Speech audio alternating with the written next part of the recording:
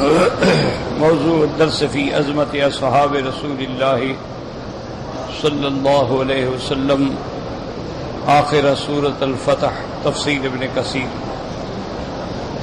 الحمد للہ رب العالمین، والصلاة والسلام علی اشرف الانبیاء وسید المرسلین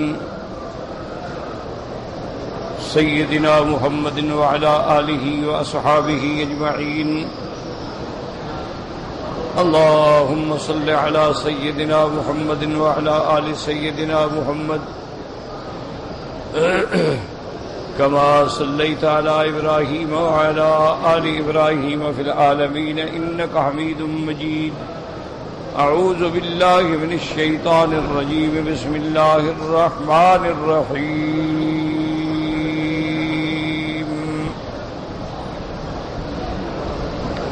محمد رسول الله والذين معه أشداء على الكفار رحماء بينهم، تراهم ركعا سجدا يبتغون فضلا من الله ورضوانا، سیماہم فی وجوہہم من اثر السجود، ذالک مثلہم فی التوراۃ ومثلہم فی الانجیل کزرع اخرج شطأہ فآزرہ فاستغلظ فاستوى على سوقه يعجب الزراع ليغيظ بهم الكفار، وعد الله الذين آمنوا وعملوا الصالحات منهم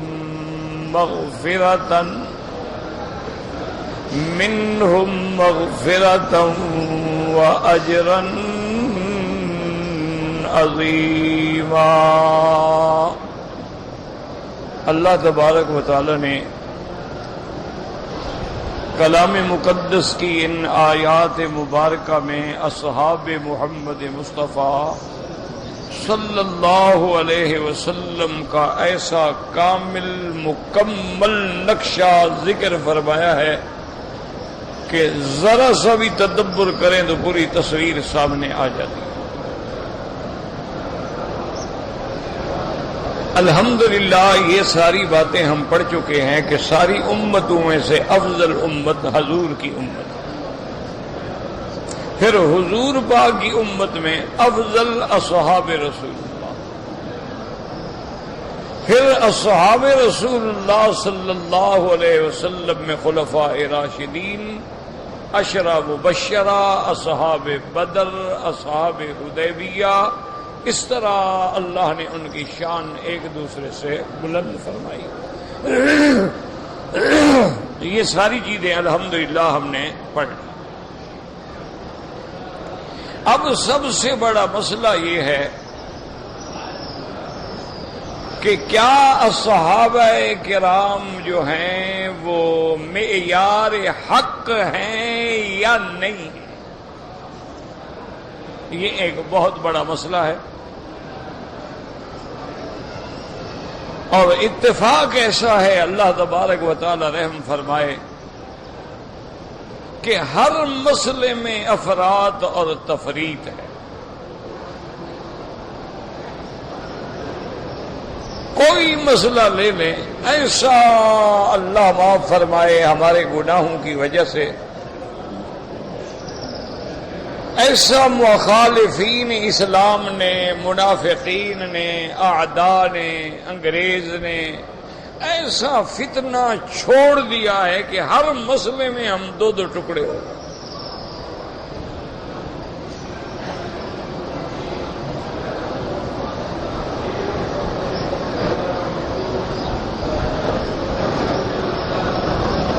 اب اسی ایک چھوٹے سے مسئلہ دیکھ لیں، مثلاً ربیع الاول کا مہینہ ہے اور معراج رسول پاک ہے۔ اب ایک جماعت تو اتنا اس میں آگے بڑھ گئی ہے کہ معراج منانا ہی اسلام کی علامت ہے، جو نہیں مناتے گویا وہ مسلمان ہی نہیں۔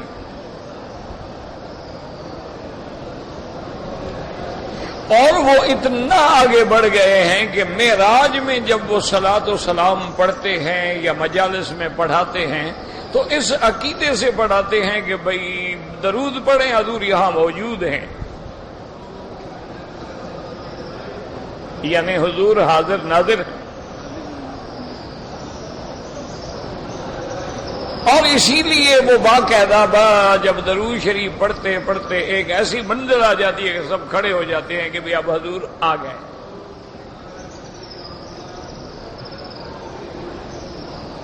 تو اب ایک طرف تو محبت کا اتنا غلو ہو گیا کہ اللہ کے نبی کو ہر جگہ حاضر ناظر بھی بنا دیا، ہر جگہ ان کا وجود مبارک بھی ثابت کر دیا۔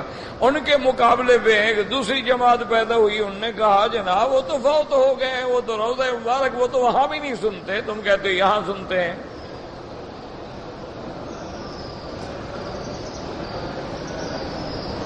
دیکھیں کیسے ضد پیدا ہو گئی۔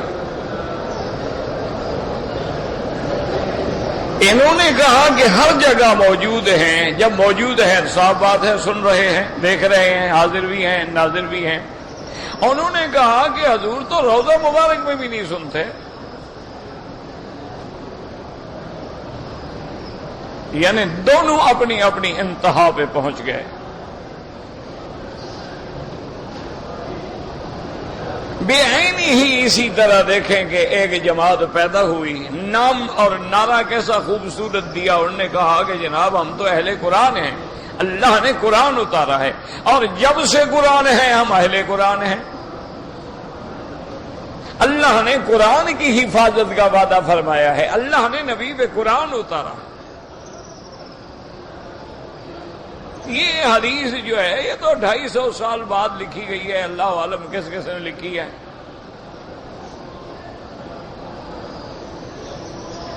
اب نام قرآن کا لے لیا اور حدیث کا انکار کر دیا۔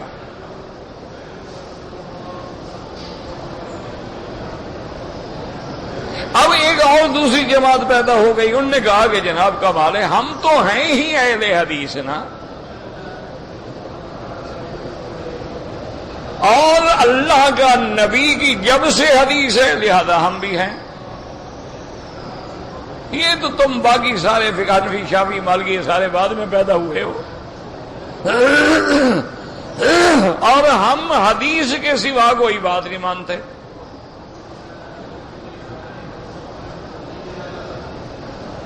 بھائی اتنے بڑے صحابہ کے فتاوی، انہوں نے کہا نہیں جی ہم تو حضور کی حدیث مانتے ہیں، اللہ نے بس یہی حکم دیا ہے کہ میری اطاعت کرو، میرے نبی کی اطاعت۔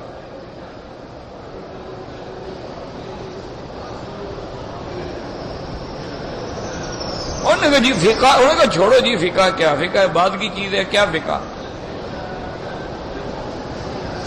انہوں نے قرآن کا نام لے کے حدیث کا انکار کر دیا،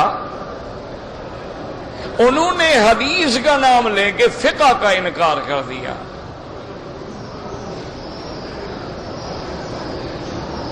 دو فرقے پیدا ہو گئے۔ اسی طرح دو جماعتیں پیدا ہو گئیں، ایک جماعت نے صحابہ کی محبت میں آ کے اہل بیت کا انکار کر دیا، اور ایک جماعت نے اہل بیت کی محبت میں آ کے صحابہ کا انکار کر دیا۔ وہ روافض شیعہ کہلائے، وہ خارجی کہلائے،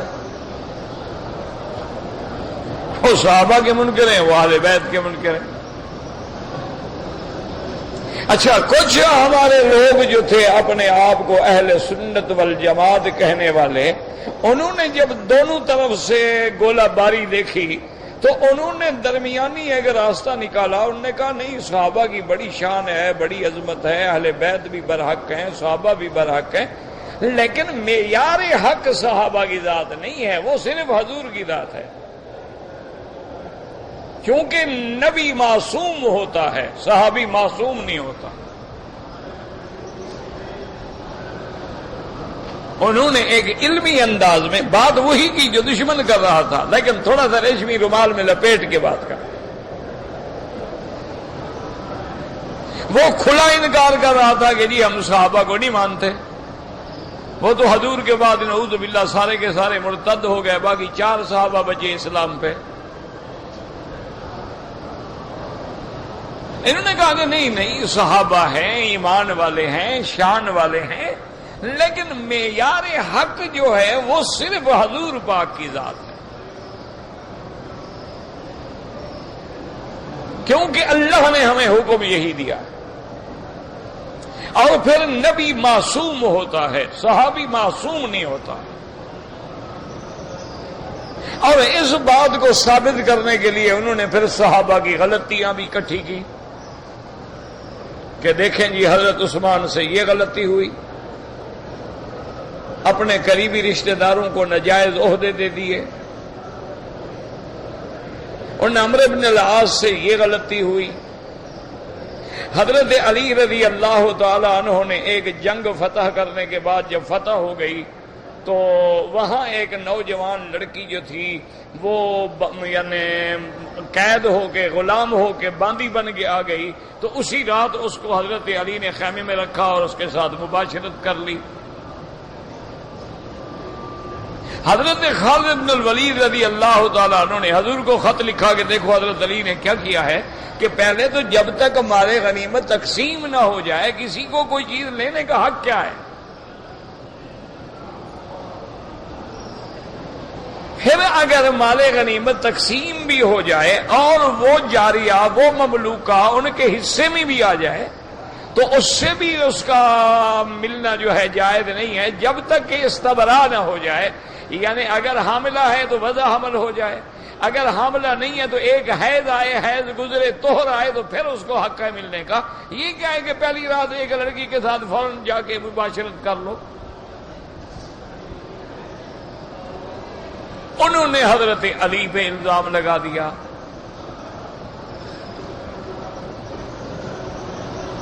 تو یہ ایک ایسا میرے عزیز، ایسا دنیا میں 2 چیزوں نے، الہاد اور بدعت۔ الہاد کا معنی ہوتا ہے عقائد اعمال کے اندر بگاڑ پیدا کرنا، یاد رکھو یہ ہے الہاد۔ الہاد معنی، اسی لیے قرآن میں بھی ایک جگہ لفظ آتا ہے نا کہ اللہ کے حرم میں وَمَن يُرِدْ فِي إِلْحَادٍ بِظُلْمٍ نُذِقْهُ مِنْ عَذَابٍ أَلِيمٍ، کہ جو حرم میں الہاد کرے گا اس کے لیے بڑا دردناک عذاب ہے۔ تو الہاد کا معنی ہر گناہ نہیں، معنی یہ ہے کہ شرک کرے گا۔ تو الہاد معنی عقائد کو بگاڑنا الہاد ہے۔ جیسے بعض لوگوں نے زکوٰۃ کا انکار کر دیا، الہاد ہے۔ بعض لوگوں نے نماز کا انکار کر دیا، الہاد ہے۔ بعض لوگوں نے ختم نبوت کا انکار کر دیا، الہاد ہے۔ اور ایک ہوتے ہیں بدعات، اور پھر بعض بدعات ایسے ہوتے ہیں جو بدعات کفریہ کہلاتی ہیں، یعنی آدمی اس بدعت میں پڑھ کے کفر تک پہنچ جاتا ہے۔ اور بعض بدعات ایسی ہوتی ہیں کہ وہ کفریہ تو نہیں ہوتی ہیں لیکن لا شک کا ذالک کے بدعات ہیں، سیئہ ہیں۔ آخر بدعات کی بیماری ہے، ظلمت ہے، اندھیرا ہے۔ تو اب آپ ٹھنڈے دل سے سوچیں اور ٹھنڈے دل سے سمجھیں، اللہ تبارک و تعالی تمام عالم اسلام کے مسلمانوں کو اعتدال، تمام عالم اسلام کے لوگوں کو، کلمے پڑھنے والوں کو صحیح معنی میں عقیدہ اہل سنت والجماعت کے سمجھنے کی اور اس پہ عمل کرنے کی اور جمع رہنے کی توفیق۔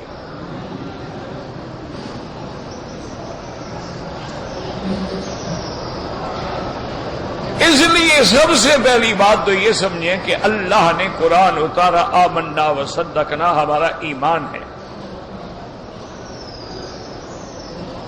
لیکن قرآن پاک تو ایک عظیم کتاب ہے، ایک جامع معنی کامل مکمل کتاب ہے، اس میں تو اشارات ہوتے ہیں، تفصیل تو نہیں ملے گی۔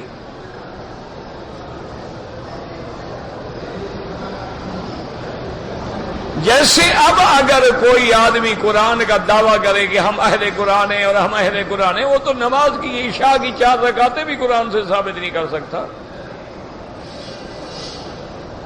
وہ تو مغرب کی 3 رکعتیں بھی قرآن سے ثابت نہیں کر سکتا، تہجد کی 8 رکعتیں بھی ثابت نہیں کر سکتا، وہ تو اشراق کی 2 رکعتیں بھی ثابت نہیں کر سکتا، وہ تو زکوٰۃ کے نصاب میں 2.5% بھی ثابت نہیں کر سکتا۔ تو اہل قرآن کا کیا معنی ہوا؟ کہ اللہ نے بس قرآن بھیجا ہے اور جو قرآن میں ہے اس کو لفظ پڑھتے جاؤ، اردو ترجمہ کرتے جاؤ اور سمجھتے جاؤ، یہ کوئی بات ہے؟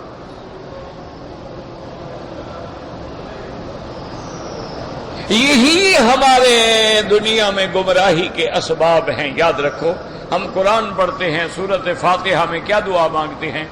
اہدنا الصراط المستقیم، یا اللہ ہمیں سیدھے راستے کی ہدایت نصیب فرما۔ اتنا کافی تھا، لیکن آگے اللہ فرماتے صراط الذین انعمت علیہم، میرا اللہ ان لوگوں کا راستہ جن پہ آپ نے انعام فرمایا ہے، اور میرا اللہ وہ انعام والے کون ہیں؟ دوسری جگہ قرآن نے بیان کر دیا، اولئک الذین انعم اللہ علیہم من النبیین والصدیقین والشہداء والصالحین وحسن اولئک رفیقا۔ اللہ نے بتا دیا جن پہ انعام ہے، سب سے پہلا نمبر نبیین کا ہے، اس کے بعد صدیقین کا ہے، اس کے بعد شہداء کا ہے، اس کے بعد صالحین کا ہے۔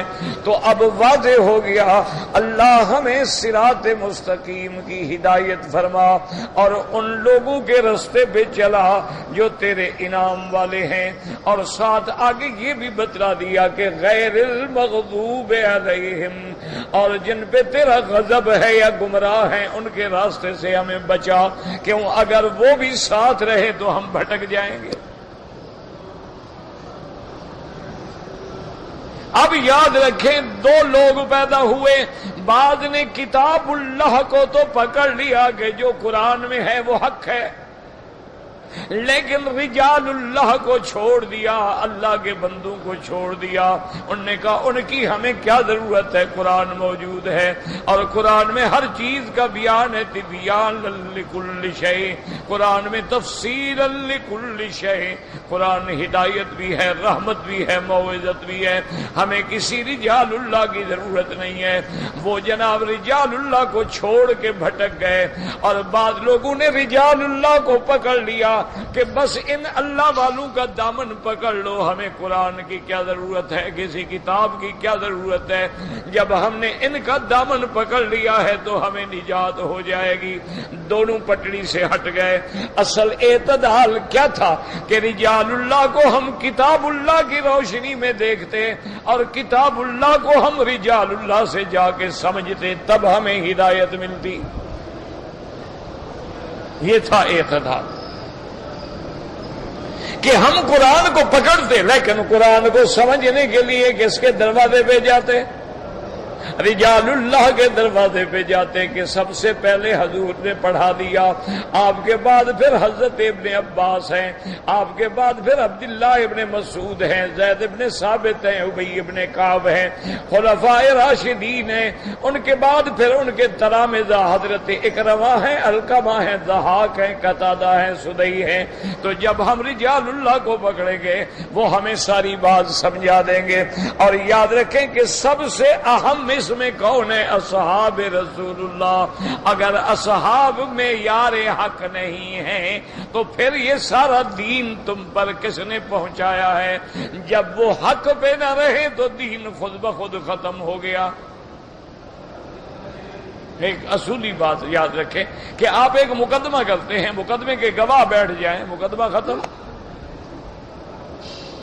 مقدمے کے گواہ جھوٹے ہو جائیں مقدمہ ختم. مقدمہ آپ نے کیا گواہ کوئی نہیں ہے مقدمہ ختم ہو جاتا ہے. اب دین میں جتنی بات ہے ہم نماز پڑھتے ہیں نماز کے گواہ کون ہیں؟ اصحاب رسول اللہ کہ میرے مدنی پاک نے کھڑے ہو کے نماز پڑھائی. اس نماز کو دیکھنے والے کہ حضور پاک نے ہاتھ کہاں تک اٹھائے ہیں, پھر حضور پاک نے دایاں ہاتھ کیسے بائیں ہاتھ پہ رکھا ہے, اور پھر کیسے ناف کے نیچے حضور نے ہاتھ باندھا ہے. ایک ایک حضور کے عمل کا, حضور کے قول کا, حضور کے فعل کا, حضور کی حرکات کا, حضور کی سکنات کا مشاہدہ کر کے امت کو پہنچانے والے کون ہیں؟ صحابہ ہیں. کہ جب حضور نے ہاتھ کھڑے کیے تو ہاتھ کا رخ کدھر تھا؟ یہ کون بتلائے گا؟ ایک بات کو سمجھیں. اب دیکھیں نا, یہ تو نہیں اللہ اکبر, یہ کون سی نمازیں ہیں؟ پتہ نہیں, یہ تو کوئی تماشا ہے, کوئی نماز تھوڑی ہے. کوئی مائی کا لال ایک حدیث پیش کر سکتا ہے کہ حضور کھڑے کھڑے یوں کر لیتے تھے؟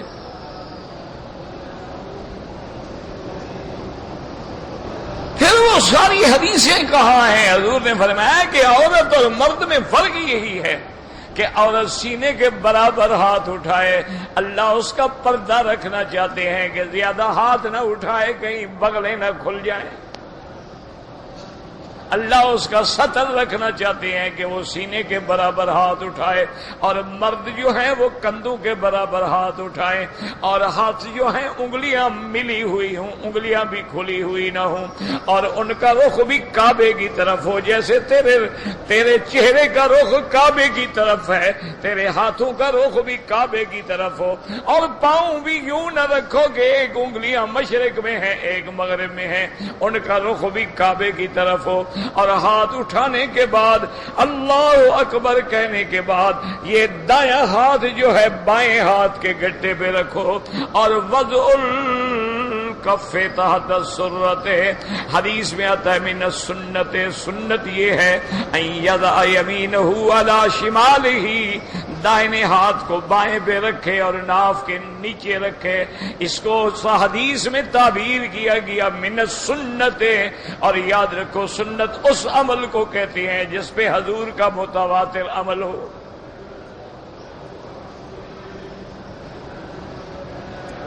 اسی طرح جب آپ رکوع میں جاتے ہیں تو بھی رکوع میں کیا کریں؟ حکم ہے کہ اپنے گھٹنوں کو اچھی طرح پکڑ لیں, اور تشہد میں بیٹھتے ہیں تو حکم ہے کہ اپنے ہاتھوں کی انگلیوں کو سیدھا رکھیں.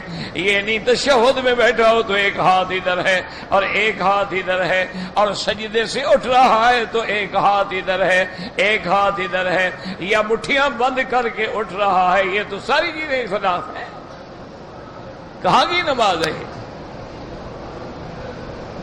کس نے کہا یہ سنت ہے؟ اور یہ ساری تصویر ہمیں کون دکھا رہا ہے کہ حضور پاک نے جب نماز پڑھی تو یہ تصویر کون دکھلا رہا ہے؟ صبح کی نماز میں کون سی صورتیں پڑھی ہیں, اور حضور نے مغرب میں کون سی صورتیں پڑھی ہیں, اور عشاء میں کون سی صورتیں پڑھی ہیں, اور حضور نے عید الضحیٰ میں کون سی صورتیں پڑھی ہیں, اور عید الفطر میں کون سی صورتیں پڑھی ہیں. اس سارے دین کی گواہی دینے والے کون ہیں؟ صحابہ کو اگر نکال دو تو یہ سارا سمجھائے گا کون؟ پھر تو بات ہی ختم ہو گئی نا. حضور صلی اللہ علیہ وسلم نے عمرے کا احرام باندھا ہے. اب احرام باندھنے کا طریقہ کون بتلائے گا؟ کس نے دیکھا احرام باندھتا ہوا؟ حضور نے احرام کے بعد لبیک پڑھا ہے, کس نے سنا؟ حضور پاک احرام باندھنے کے بعد مکے میں آئے, کعبے میں آئے, کس جگہ سے داخل ہوئے, اور آپ نے طواف کی ابتدا رکن عراقی سے کی ہے, شامی سے کی ہے, یمانی سے کی ہے, یا حجر اسود سے کی ہے؟ ان سب چیزوں کا گواہ کون ہے؟ اصحاب رسول اللہ. سرکار دو عالم نے 7 چکر لگائے ہیں, کیا ہر چکر پہ آپ نے حجر اسود کو بوسہ دیا ہے؟ کیا آپ نے ہر چکر پہ لکڑی لگائی ہے؟ کیا آپ نے ہر چکر پہ ہاتھ لگایا ہے؟ کیا آپ نے 7 چکر ختم کرنے کے بعد پہلے 2 رکعت مقام ابراہیم کے پیچھے پڑی ہے کہ ملتزم پہ دعا مانگی ہے؟ اور حضور پاک نے زمزم کس وقت پیا ہے؟ اور حضور پاک جب صفا مروہ دوڑنے کے لیے تشریف لے گئے تو کہاں کھڑے ہو کے استلام کیا ہے؟ اور حضور جب صفا مروہ کی پہاڑی پہ چڑھ رہے تھے تو حضور نے کیا پڑھا ہے؟ اور جب حضور صفا کی پہاڑی کے اوپر پہنچ گئے تو آپ نے کیا پڑھا ہے؟ پھر آپ صفا سے چلے مروہ کی طرف، کہاں آپ تیز چلے ہیں اور کہاں آپ آرام سے چلے ہیں، پھر آپ مروہ پہ پہنچے ہیں تو کتنا اونچا گئے ہیں؟ یہ ساری چیزوں کی گواہی دینے والے کون ہیں؟ صحابہ۔ تو صحابہ ہی ختم ہو گئے تو دین تو ختم ہو گیا نا۔ جب صحابہ ہی حق نہیں ہیں، جب صحابہ ہی معیار ہدایت نہیں ہیں، جب صحابہ ہی معیار حق نہیں ہے تو سارا یاد رکھیں کہ کوئی آدمی براہ راست چونکہ اللہ کے نبی پہ حملہ کر کے کافر نہیں بننا چاہتا، اس نے کہا صحابہ کو ختم کر دو، دین خود بخود ختم ہو جائے گا۔ تو اس لیے یاد رکھیں اور کہ صحابہ تو نمونہ ہیں۔ اللہ نے قرآن میں فرمایا، کون کہتا ہے کہ صحابہ معیار حق نہیں؟ اللہ نے قرآن میں حکم دیا، اذا قیل لهم آمنوا کما آمن الناس، اللہ نے حکم دیا میرے مدنی، میرے محبوب، میرے خلیل، میرے حبیب، رحمت دو جہان لوگوں کو کہہ دو ایمان لے آؤ، لیکن ایمان کیسے؟ کما آمن الناس، جیسے میرے صحابہ۔ تو ایمان کا تو ماڈل ہی صحابہ ہے، نمونہ ہی صحابہ ہے۔ اس لیے الناس سے مراد کون ہے؟ صحابہ۔ اس وقت کون تھے؟ جب حضور دعوت اسلام دے رہے تھے تو سب سے پہلے حضور کے ساتھ کون ہے؟ صحابہ۔ اور یہ بات بھی یہی یاد رکھ لو، قرآن کی روشنی میں سب سے پہلی گالی جو صحابہ کو دی گئی وہ دینے والے کون ہیں؟ کافر، مشرک۔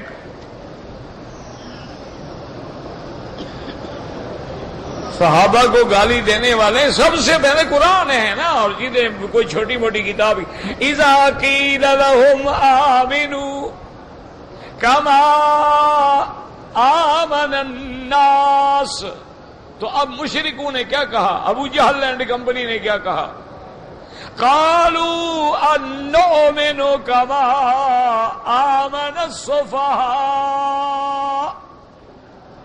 ابو جہل اینڈ کمپنی نے کہا کہ محمد مدنی آپ ان جیسے ایمان کی ہمیں دعوت دیتے ہیں، یہ تو پاگل ہیں، بے وقوف ہیں، ہم ان کی طرح ایمان لے آئیں؟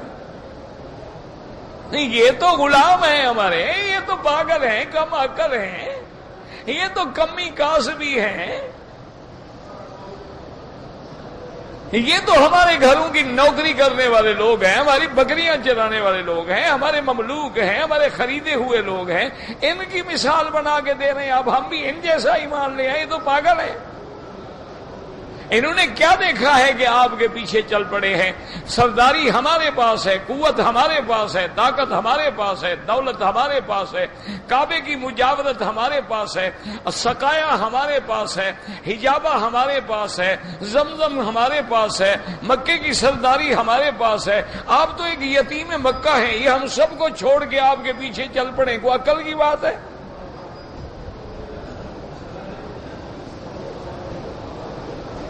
تو سب سے پہلے اللہ کے گھر میں بیٹھے ہو، کعبہ شریف آپ کے سامنے ہے، صحابہ کو بے وقوف کہنے والے کون تھے؟ ہاں جی، سیدھی بات تو کرو نا۔ صحابہ کو بیوقوف ہونے کی تانا دینے والے، گالی دینے والے کون تھے؟ آج بھی لوگ یہی کہتے ہیں نا، دیکھو یار یہ مسلمان بیوقوف ہیں، بڑی طاقت کو چھوڑ کے کن کے پیچھے پڑے ہوئے ہیں، جن کے گھر میں روٹی نہیں ہے۔ آج بھی وہی بات ہے، کوئی نئی بات تو نہیں ہے نا۔ اچھا، اب مشرکین نے جب گالی دی تو جواب کیسے نے دیا؟ اللہ نے فرمایا الا انہم ہم الصفہاء۔ دیکھو کلام کتنا موقع ہے، الا انہم کافی تھا، الا انہم ہم الصفہاء اور الف لام کے ساتھ اور جملہ اسمیہ کے ساتھ، تاکہ جملہ اسمیہ جو ہے دلالت کرتا ہے استمرار و دوام پہ۔ اللہ نے فرمایا میرا مدنی ان کو بتلا دو کہ خبردار یہی بے وقوف ہیں، یہی احمق ہیں، یہی بد عقل ہیں جو صحابہ کو گالی دے رہے ہیں، یہ سمجھ ہی نہیں رہے ہیں۔ ان قریب دیکھ لیں گے کہ کون کامیاب ہے اور کون نامراد ہے۔ تو صحابہ پر اعتراض کرنے والوں کو پہلا جواب تو اللہ نے دیا ہے۔ ایک قرآن کی یہ آیت آ گئی، اچھا دوسری قرآن کی آیت ہے، اللہ فرماتے ہیں اطیعوا اللہ واطیعوا الرسول۔ اللہ فرماتے ہیں میری اطاعت کرو اور میرے رسول کی اطاعت کرو۔ اچھا، اب اگر کوئی رسول کی اطاعت نہ کرے تو اللہ کی اطاعت ہو سکتی ہے؟ ہاں جی نہیں، مجھے سنڈے دل سے سمجھاؤ کہ وہ کہے کہ جی نہیں میں تو اللہ کا فرما بردار ہوں جناب، بس اللہ کی اطاعت کریں گے جناب، اللہ کی اطاعت کریں گے۔ تو اللہ کی اطاعت کیسے کرو گے؟ اللہ سے تمہاری ملاقات ہے، اللہ کو تم ملتے ہو، تمہاری بات ہوتی ہے، تمہیں کہتے ہیں اللہ میاں کہ یہ کام کرو، تو اللہ اپنے ہدایت اپنی رضا کے کام بتلانے کے لیے کسی کو بھیجیں گے نا، بتائیں گے نا بھئی یہ کام کرو گے میں راضی ہوں گا، یہ کرو گے میں ناراض ہوں گا۔ اب بتانے والے کون ہیں؟ وہ رسول ہیں، اس لیے حکم دیا اطیعوا اللہ واطیعوا الرسول، میری اطاعت کرو اور میرے، اور آگے رسول کے معصوم ہونے کا بھی فیصلہ کر دیا، فرمایا وما ينطق عن الهوى ان هو الا وحی یوحی، میرا مدنی لب نہیں ہلاتے جب تک میں حکم نہیں دیتا ہوں، لہذا حکم میرا ہوتا ہے، زبان محمد مصطفیٰ کی ہوتی ہے۔ حکم کس کا ہوتا ہے اور زبان کس کی ہوتی ہے؟ یاد رکھو، اچھی طرح سمجھ لو، عقیدے کی بات ہے۔ خدا آپ کو بھی اور مجھے بھی صحیح عقیدہ نصیب فرمائے۔ کہ اسی لیے کسی نے کیا خوب بات کی نا، کہتا ہے میں ان کے مطلب کی کہہ رہا ہوں، میں ان کے مطلب کی کہہ رہا ہوں، زبان میری ہے بات ان کی، میں ان کی محفل سنوارتا ہوں، چراغ میرا ہے رات ان کی۔ تو اصل بات تو اللہ کی ہے نا۔ اچھا، اب آگے اب دیکھیں کتنا مقام بلند ہو گیا، فرمایا وَمَن يُطِعِ الرَّسُولَ فَقَدْ أَطَاعَ اللَّهَ۔ یاد رکھو پہلے حکم کیا تھا؟ میری اطاعت کرو اور میرے رسول کی اطاعت کرو۔ اب کتنی عظمت آگے، فرمایا جس نے میرے رسول کی اطاعت کی اس نے گویا کس کی اطاعت کی؟ اور ابھی یہ سورت پڑھ چکے ہو، اللہ نے فرمایا ان الذین یبایعونک انما یبایعون اللہ ید اللہ فوق ایدیہم، میرا مدنی جن لوگوں نے آپ کی بیعت کی ہے، بظاہر تو آپ کی بیعت ہے، اصل میں تو انہوں نے اپنے اللہ سے وعدہ کیا ہے اور بیعت کی ہے۔ اور جب وہ بیعت کر رہے تھے میرا ہاتھ بھی ان دونوں کے ہاتھ پہ تھا، ید اللہ فوق ایدیہم۔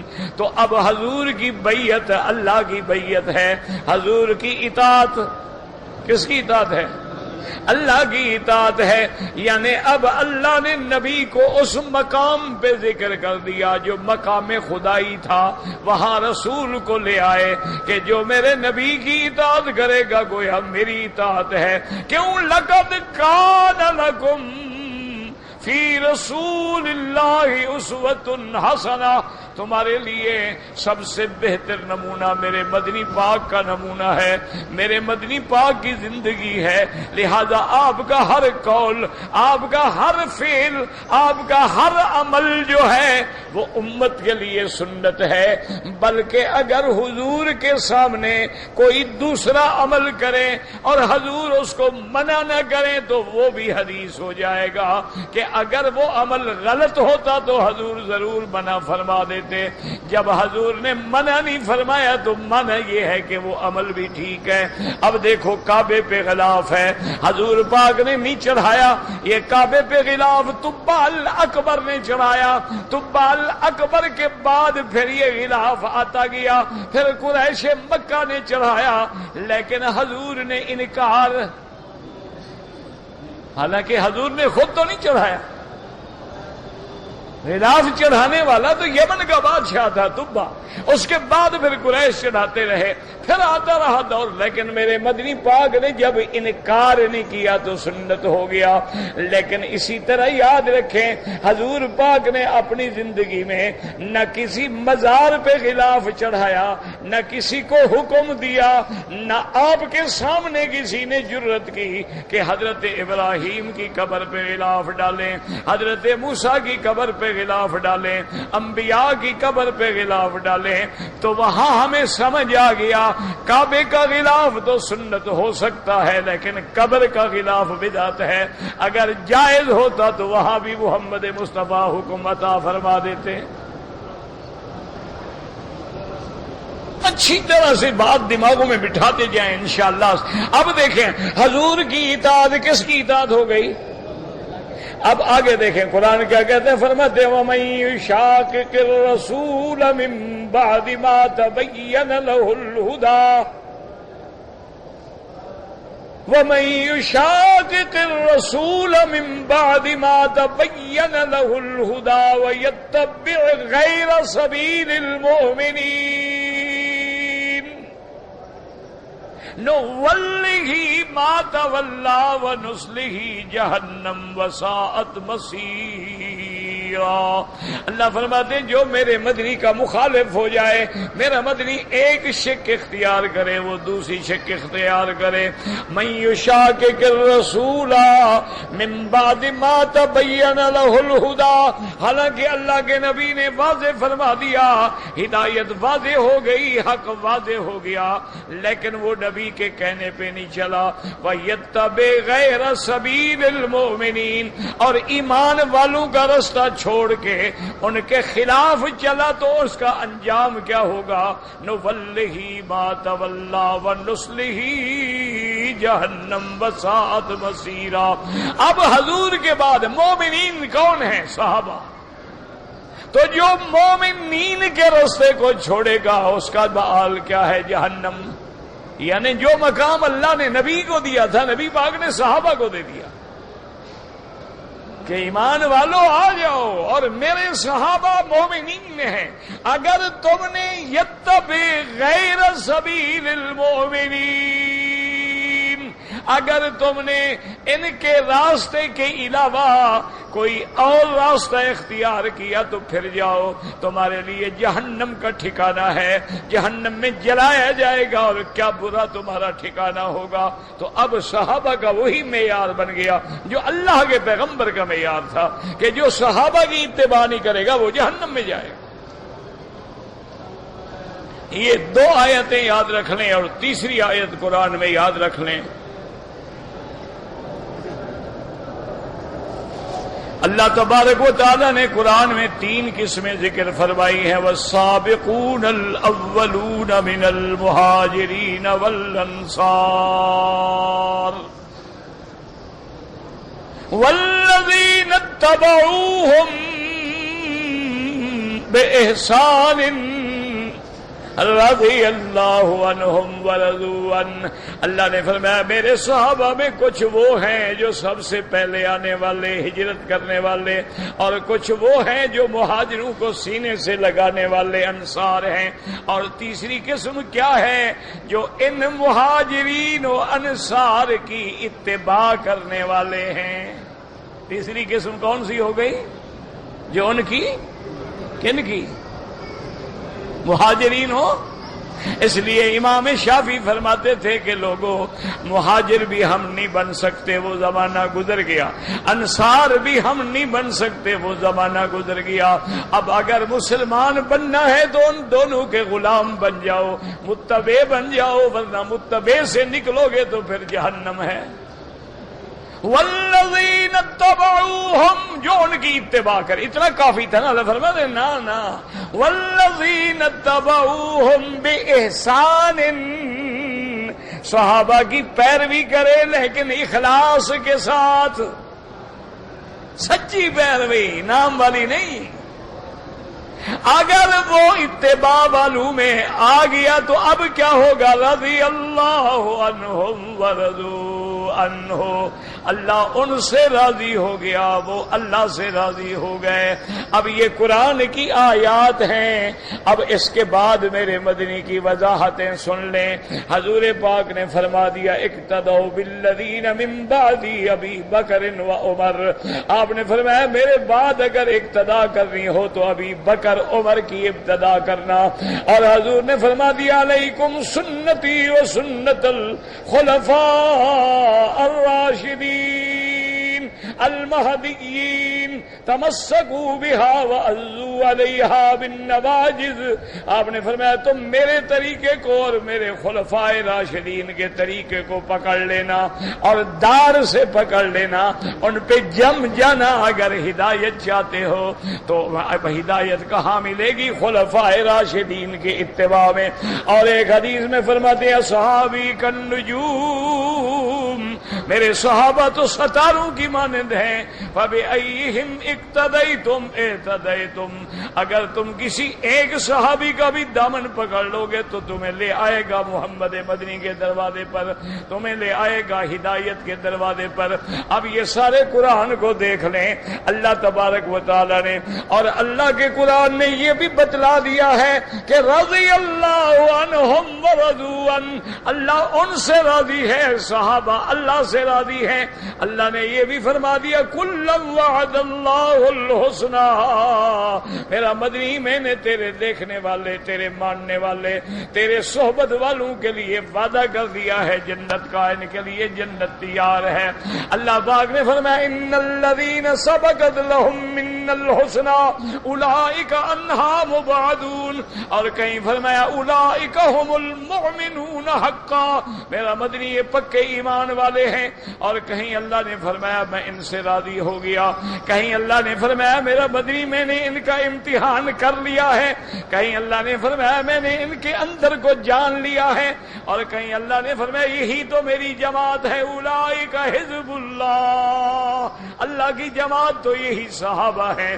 اور کہیں آیا جند اللہ، اللہ کی جماعت جو ہے یہ صحابہ ہے، اللہ کا لشکر جو ہے یہ صحابہ ہے، محمد مصطفیٰ کے پروانے جو ہیں صحابہ ہیں.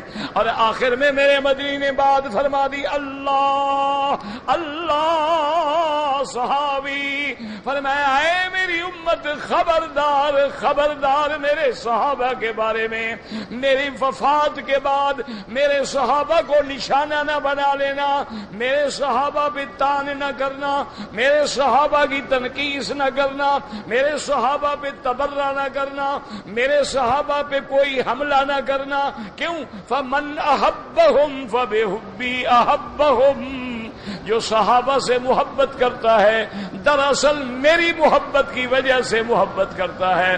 ومن ابغضہم فببغضی ابغضہم، اور جو صحابہ سے بغض رکھتا ہے دراصل وہ محمد مصطفیٰ سے بغض رکھتا ہے. فرمایا ومن ابغضنی فقد من ابغضہم فقد ابغضنی ومن آذاہم فقد آذانی، جو میرے صحابہ کو گالیاں دے کے نقصان اور تکلیف پہنچاتا ہے اس نے محمد مصطفیٰ کو تکلیف پہنچائی ہے. اور فرمایا ومن آذانی، اور جو مجھ کو تکلیف پہنچاتا ہے فقد آذ اللہ، وہ میرے اللہ کو تکلیف پہنچاتا ہے. ومن آذ اللہ فیوشک ان یاخذہ، اور جو اللہ کو تکلیف پہنچاتے ہیں قریب ہے کہ اللہ ان کو پکڑ لے. تو یاد رکھیں کہ صحابہ عظمت کا معیار ہے، صحابہ معیار حق ہے، صحابہ معیار معیار ہدایت ہیں، صحابہ محافظ دین ہیں، صحابہ ناقلین دین محمد مصطفیٰ ہیں، صحابہ خادم قرآن ہیں، صحابہ خادم حدیث محمد مصطفیٰ ہیں، اور صحابہ نجات کا ذریعہ ہیں۔ جو ان کا متبع بن گیا وہ نجات پا گیا، اور جو ہٹ گیا وہ جہنم میں چلا گیا۔ اللہم ارزقنا حبک وحب نبیک واہل بیت نبیک واصحاب نبیک وحب من یحبک وحب امر من یقربنا الی حبک۔ کہتے جی کہ حضرت عمر کے نام سے شیعہ چڑھتے ہیں، چڑھتے رہیں، بہت سارے دہریے خدا کے نام سے بھی چڑھتے ہیں، بہت سارے ہندو اور بہت سارے کافر جو ہیں میرے مدنی محمد واق کے نام سے بھی چڑھتے ہیں، تو اس کا کیا ہے، چڑھنے دو۔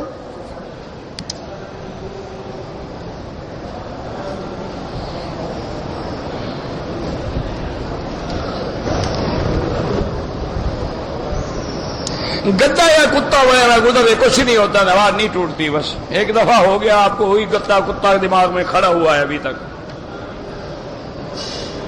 اگر کوئی آدمی ہے معذور ہے اس کے لیے عمرہ کریں، بالکل کریں، انشاءاللہ اللہ اس کو بھی ثواب دیں گے، اللہ تجھے بھی ثواب دیں گے۔ اگر ایک آدمی نے فجر کی نماز کی 2 سنتیں اپنے گھر میں پڑھی، اب مسجد میں آیا تو ابھی ٹائم تھا، تحیت المسجد پڑھ لے، کوئی مسئلہ نہیں۔ افضل یہ ہوتا ہے کہ 2 رکعت سنت پڑھنے کے بعد فجر کی نماز پڑھی جائے، لیکن اتفاق ہے وہ گھر سے پڑھ کے آیا، آگے وقت موجود ہے، مسجد میں آ گیا ہے، پڑھ سکتا ہے۔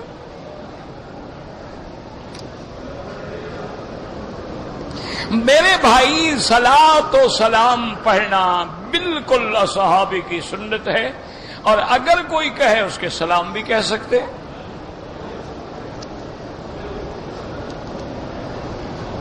میری شادی سے پہلے میری بیوی کی بہن فوت ہو گئی تو میری بیوی کہتی ہے اس کے لیے عمرہ کریں، تمہاری بیوی کیوں نہیں کرتی اپنی بہن کے لیے، تمہیں کیوں کراتی ہے؟ تم اپنے لیے عمرہ کرو، اس کے لیے دعا کرو۔ میت کا طریقہ، عدت کا طریقہ، میت کا طریقہ کیا؟ میت کا طریقہ مجھے سمجھ آئے تو بتاؤ۔ عدت یہ ہے کہ بندہ مر جائے تو اس کی بیوی کے لیے 4 مہینے 10 دن عدت ہے۔ ہمارے ہندوستان میں اذان سے پہلے اور بعد میں صلاۃ و سلام پڑھتے ہیں، وہ خالص بدعت ہے۔ اگر سنت ہوتی تو حضرت بلال پڑھتے۔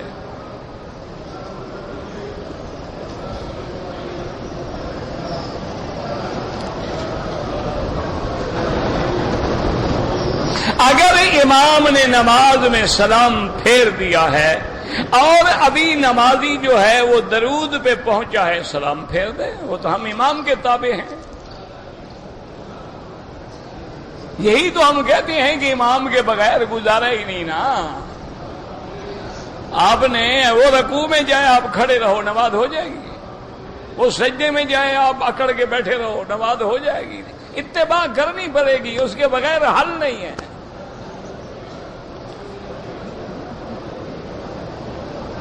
اگر ہم نے مدینہ جانا ہے، الوداعی طواف کریں، بالکل کر لیں، موت حیات کا کیا پتہ ہے، واپس آئیں گے نہیں آئیں گے، اللہ عالم۔ جب آپ میقات گزر رہے ہیں تو الوداع طواف کر لیں۔ الوداع کی یہی ہے، یا اللہ میرا یہ سفری آخری طواف ہے، لیکن اس کو آخری نہ بنانا، مجھے واپس پھر دوبارہ حاضری نصیب کرنا۔ بیت اللہ کے سامنے جب نماز پڑھیں تو نظر سجدے کی جگہ پہ رکھیں۔ عصر کی نماز کے بعد تم نہ سمجھو تو میں کیا کروں؟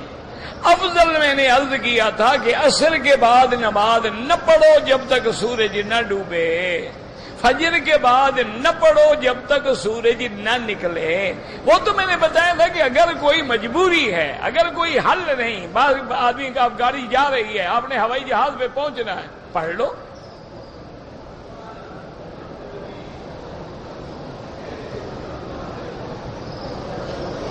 اگر ایک آدمی ایک عمرہ کرے گا، اس کے بعد عمرہ کرے گا، چاہے بال نہ بھی ہوں تو سر پہ اس طرح پھروانا ہوگا، چاہے 100 دفعہ عمرہ کرے ہر دفعہ اس طرح پھروانا ہوگا۔ حالت احرام میں وضو کرتے ہوئے غیر ارادی طور پہ داڑھی کا بال جھڑ گیا یا سر کچھ بھی نہیں ہوتا. کہتے کہ بعض لوگوں نے احرام میں نفا ڈالا ہوتا ہے، بالکل حرام ہے. بعض لوگوں نے جو پین لگائے ہوئے ہیں، بٹن لگائے ہوئے ہیں، بکسوے لگائے ہوئے ہیں، بالکل حرام ہے. یہ تو خیاطہ ہے. سلائی چاہے آپ دھاگے سے کریں یا آپ سے لوہے سے کریں.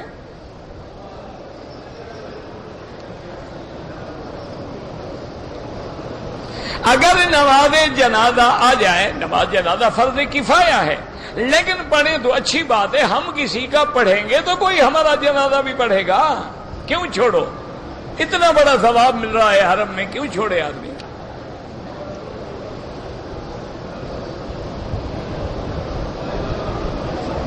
اگر ایک آدمی کا والد فوت ہو گیا، وہ جنازے میں نہیں پہنچ سکا، کوئی بات نہیں، ان کے لیے یہاں دعائیں کرو، حج کرو، عمرہ کرو، خیرات کرو، صدقات کرو.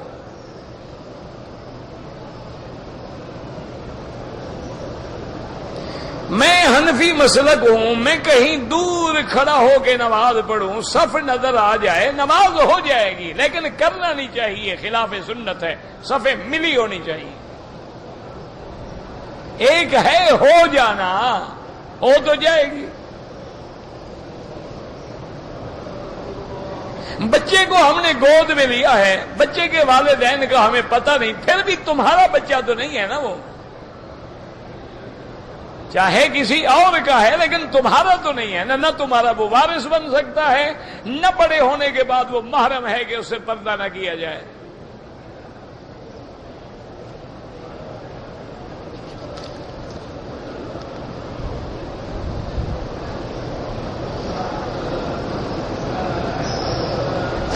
پتہ نہیں آپ نے کیا لکھا ہے، آفس لیٹر ہے یا پرائیویٹ لیٹر ہے. بہرحال کوئی اچھا کام ہو تو بسم اللہ سے ابتدا ہونی چاہیے. حضرت عائشہ کی قبر مبارک مدینہ منورہ کے قبرستان جنت البقیع الغرقد میں ہے.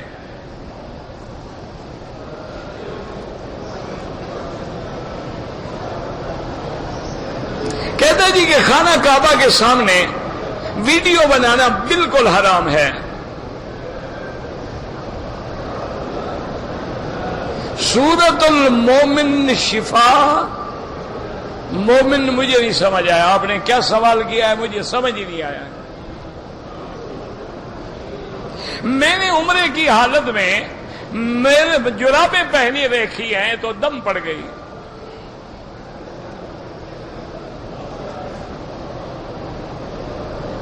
پتہ نہیں کیا لکھا ہی نہیں، پڑھا نہیں جاتا، کیا کرے. ہمارے گھر میں کوئی سایہ ہے، قیمتی چیزیں غائب ہو جاتی ہیں. کوئی سایہ وایا نہیں، کوئی گھر کا سایہ لڑا ہوا ہے، کوئی سایہ شایا نہیں ہے. یہ ایسے بے وقوف بناتے ہیں. گھر میں کسی کو تم نہیں دیتے ہوگے نا، وہ آہستہ آہستہ سایہ بن کے وصول کر رہا ہے نا تمہارا مال. 5-8 دن پہلا تو سایہ پکڑا جائے گا انشاءاللہ. کوئی سایہ شایا نہیں ہوتا.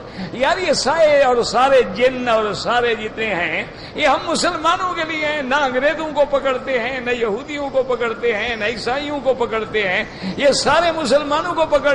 اس کی بیوی پہ جی جن آیا، کوئی جن نہیں ہوتا، کسی کے عشق میں مبتلا ہوتی ہے.